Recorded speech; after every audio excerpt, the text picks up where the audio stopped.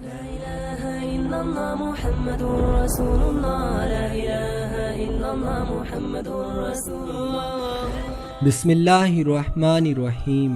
السلام علیکم پیارے دوستو، آج کی اس ویڈیو میں ہم بات کریں گے جب یزید امام حسین کا کٹا ہوا سر اپنے محل لے کر آیا تو اس کے بعد کیا ہوا۔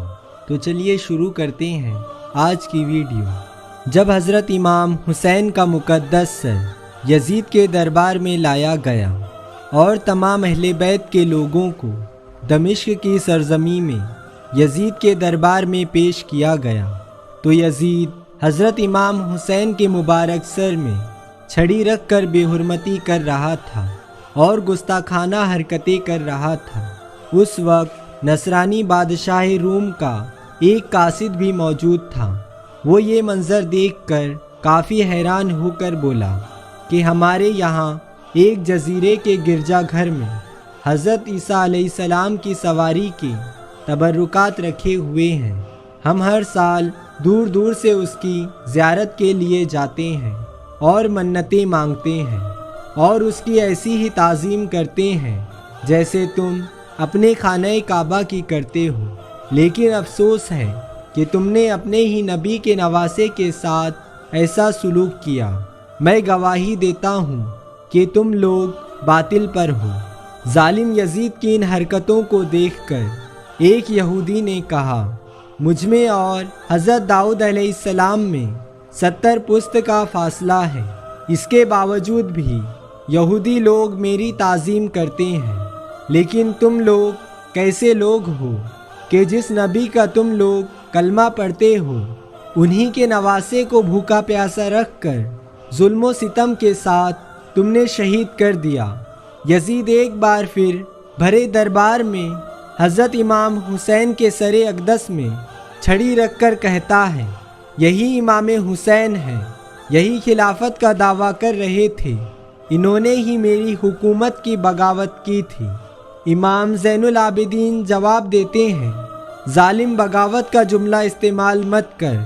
حضرت امام زین العابدین نے فرمایا، میرے باپ کے لیے ذلت و رسوائی نہیں ہے، ذلت و رسوائی تیرے لیے ہے، کیونکہ میرے باپ کے خون سے تو نے اپنے ہاتھ رنگین کر کے اپنی آخرت کو برباد کر لیا ہے۔ حضرت امام زین العابدین ایسا بیان فرماتے ہیں کہ یزید بالکل خاموش ہو جاتا ہے۔ جب یزید کے سامنے حضرت امام زین العابدین کا جواب دمشق کے لوگ سنتے ہیں تو ان لوگوں کی آنکھیں بھیگ جاتی ہیں، سب کے سب رونے لگتے ہیں۔ سب لوگ آپس میں کہنے لگتے ہیں، یزید نے بہت برا کیا ہے، اس کی حکومت کو ختم کر دینا چاہیے۔ یزید نے دیکھا کہ عوام بغاوت میں اترنے لگی ہے، لوگ ہماری حکومت سے ناخوش ہیں، لوگ ہماری مخالفت کرنے لگے ہیں۔ یہ سن کر یزید حضرت امام زین العابدین سے کہتا ہے، جو ہونا تھا وہ ہو گیا، لیکن اب جو شرط آپ رکھیں گے میں آپ کی ساری شرطوں کو منظور کرتا ہوں۔ حضرت امام زین العابدین فرماتے ہیں، میری تجھ سے کوئی شرط نہیں ہے، ہاں مگر ایک بات عرض کرنا چاہتا ہوں، اگر تو میری باتوں کو ماننا چاہتا ہے تو سب سے پہلے میرے باپ کے قاتلوں کو میرے حوالے کر دے، میں ان سب کو قتل کرنا چاہتا ہوں۔ دوسری بات یہ ہے، میں دمشق کی جامع مسجد میں تقریر کرنا چاہتا ہوں، مجھے تقریر کرنے دیا جائے۔ اور تیسری بات یہ ہے، مجھے مدینہ طیبہ جانے دیا جائے۔ حضرت امام زین العابدین کی ان تینوں باتوں کو سننے کے بعد یزید کہتا ہے، میں آپ کی 2 باتوں کو ماننے کے لیے تیار ہوں، لیکن امام حسین کے قاتلوں کا جو معاملہ ہے وہ میں پتہ لگاتا ہوں کہ حسین ابن علی کو کس نے شہید کیا ہے، اور اسے ہم تمہارے حوالے کر دیں گے۔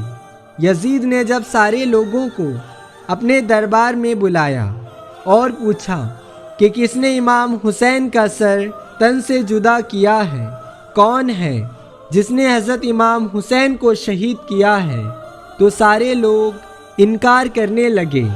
نہ تو شمر اقرار کر رہا ہے نہ تو خلی قبول کر رہا ہے، نہ تو ابن زیاد قبول کرنے کو تیار ہے۔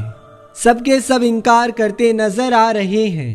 کل تک جو امام حسین کو شہید کرنے کے بعد جشن بنا رہے تھے، آج وہی لوگ قبول کرنے کو تیار نہیں تھے۔ یزید نے کہا، اے زین العابدین، امام علی مقام کے قاتلوں کا پتہ نہیں چل پا رہا ہے، اسی لیے میں قاتلوں کو تمہارے حوالے نہیں کر سکتا، باقی میں آپ کی دونوں شرطیں قبول کرتا ہوں۔ جمعہ کا دن تھا۔ حضرت امام زین العابدین دمشق کی جامع مسجد میں جاتے ہیں۔ ایک جمعہ کو حضرت امام حسین کی شہادت ہوئی ہے اور دوسرے جمعہ کو حضرت امام زین العابدین کا خطبہ دمشق کی جامع مسجد میں ہونے جا رہا ہے۔ حضرت امام زین العابدین مصلی میں کھڑے ہو کر دمشق کی جامع مسجد میں بیان دینا شروع کرتے ہیں۔ اے دمشق والو، میرے باپ کے خون سے جو تم نے اپنے ہاتھ رنگین کیے ہیں، بتاؤ قیامت کے دن نواسۂ رسول کو کیا منہ دکھاؤ گے؟ تمہاری آخرت برباد ہو چکی ہے۔ حکومت کی لالچ میں تم لوگوں نے میرے باپ، میرے بھائیوں کو شہید کیا ہے۔ قیامت کے دن کیا جواب دو گے؟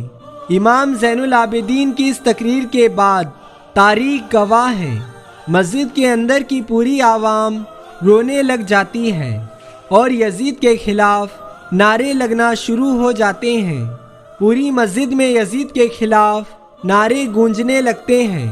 یہ پورا ماجرا یزید دیکھتا ہے اور یزید فوراً مؤذن کو اشارہ کرتا ہے کہ اذان دو۔ مؤذن اذان دینے لگتا ہے۔ جب مؤذن اذان دیتے دیتے اشہد ان محمد الرسول اللہ پر پہنچتا ہے تو حضرت امام زین العابدین نے فرمایا، مؤذن ٹھہر جاؤ، اور مؤذن ٹھہر جاتا ہے۔ جیسے ہی مؤذن ٹھہرتا ہے تو امام زین العابدین فرماتے ہیں، دمشق والو بتاؤ، مؤذن نے جو اشہد ان محمد الرسول اللہ کا نام لیا ہے، کیا یہ حسین کے نانا کا نام نہیں ہے؟ بتاؤ، کیا حسین کے نانا کا نام نہیں پکارا جا رہا ہے؟ انہی کے ساتھ تم لوگوں نے اتنا ظلم کیا، انہی کے ساتھ تم لوگوں نے ایسا سلوک کیا۔ یہ سنتے ہی دمشق کے لوگوں کی چیخیں بلند ہو جاتی ہیں۔ حضرت امام زین العابدین جیسے ہی مدینہ شریف کے لیے روانہ ہوتے ہیں، دمشق کے لوگ رونے لگتے ہیں۔ یہ دیکھ کر حضرت زینب رضی اللہ تعالیٰ عنہا فرماتی ہیں، اے دمشق والو، اے کوفہ والو، تمہارے رونے کا اب کوئی فائدہ نہیں ہے، اب تم قیامت تک رون گے، اب تم لوگوں کو ساری زندگی پچھتانا پڑے گا۔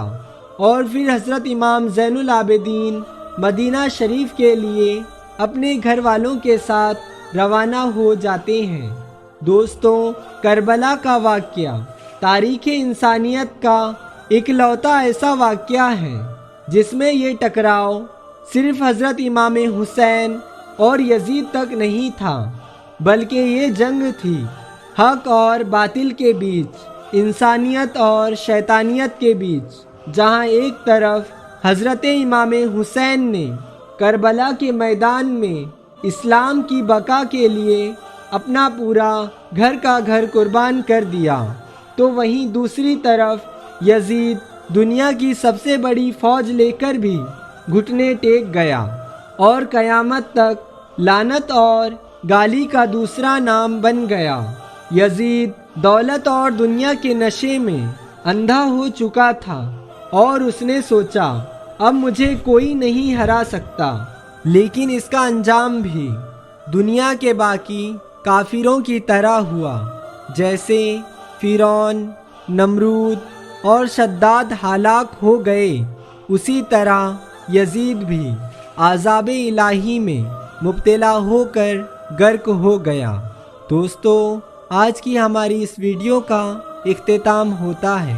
پیارے دوستو، ہم امید کرتے ہیں کہ آپ کو یہ ویڈیو پسند آئی ہوگی تو اس ویڈیو کو لائک کریں، اپنے دوستوں کے ساتھ شیئر کریں اور ایسے ہی ویڈیوز پانے کے لیے ہمارے چینل کو سبسکرائب کریں۔ دوستوں، ملتے ہیں ایک اور نیو ویڈیو کے ساتھ۔ جب تک کے لیے اپنا اور اپنے قریب کے تمام ساتھیوں کا خیال رکھیے گا۔ خدا حافظ۔